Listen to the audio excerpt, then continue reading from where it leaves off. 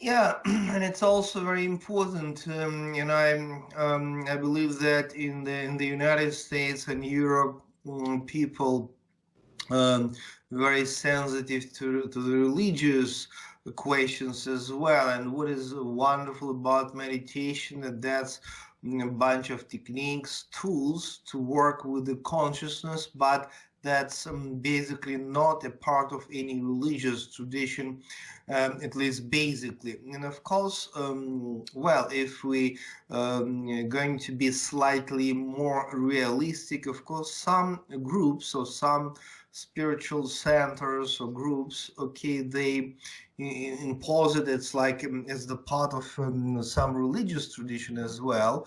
And of course, it can be Hindu, Buddhist, Christian, Jewish meditation. Yeah, that's for sure. And then I think that we have to be conscious enough and choose actually, is it comfortable for us to practice meditation as the part of certain religious tradition, or maybe we wish to practice meditation in a more universal way. And for example, I'm Christian, and I spend, really half of my life in India, China, mostly in India. Yeah, and of course, actually, I met many Westerners who sometimes, not clear about this question, and I think that. Well, it's a kind of tough question. For example, if Buddhist lamas or Hindu, Indian masters, yoga masters, they come to the West and they teach people, then the question is it part of religion or just a universal technique of meditation? And I'm not going to say that if it's just a Hindu or Buddhist meditation, I'm not going to say that this is bad. No, that's not bad, but it must be conscious choice. And most of the people are very sensitive about this, and they wish, and I think it's good actually, to well to see the difference. And basically I don't think that we need to change our religion to practice meditation, of course, and that's very important. And I really agree with you that the basic level of meditation is actually not really meditation, but better to call it relaxation, which is also wonderful, which Yeah. is also absolutely wonderful. Because if modern society, especially if we speak about huge cities like, okay, whatever, New York, any other places like mental hospital with a crazy speed, etc.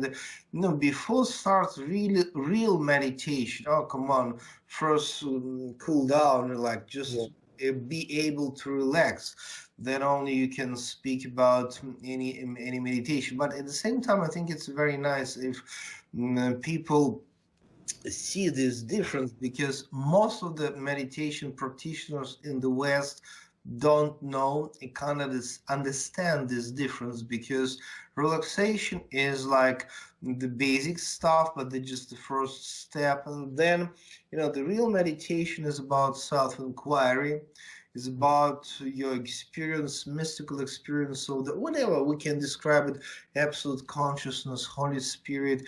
But the meditation is like more spiritual stuff. But anyway, it's a good to start with the relaxation that already brings many practical things. If we wish to speak about practical things, of course, if you are relaxed, if your thoughts and emotions are in balance, huge, your life has really started to be in a light of, well, okay, you start to okay, you start to see um, chances in your life. Your approach to life is will be totally different, and that's the result of relaxation.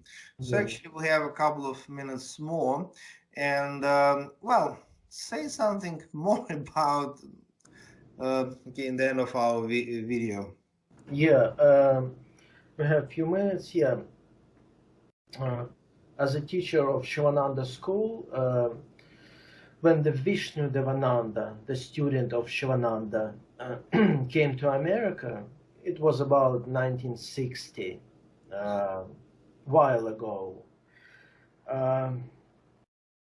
He wanted to do meditation like he did in India, like people did in India with him in Ashram, but he couldn't do it. He started, but nobody could do meditation because they too hyper. They weren't ready. You know, like it's that's why the relaxation is so important. Like I said and you said, like, and it's a proof. You know, like even at that time it was much easier. People were more calm before, like, and much more balanced than now. And even then, people was still very hyper according to India. You know, like it was like he tried to start it, but then he needed to do asanas, relaxations, and karma yoga, even many tools, and then he started to teach meditation for real after years, not from very beginning. The same thing with me.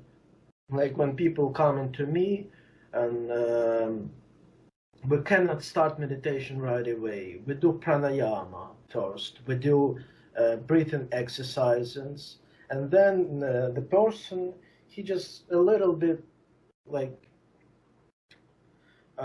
he's here now. He's not like with his child, or like he came from the work, and it's not in his mind anymore, and he can concentrate, and then he can meditate. Like after a while, usually it takes like about 20 minutes, maybe half an hour to go, and then we can start. So it is a big difference between relaxation and meditation, of course, and many people don't know that. But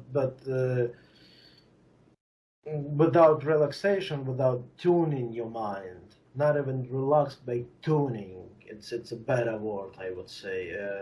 It's not possible to do, from my experience also, in Shivananda system also.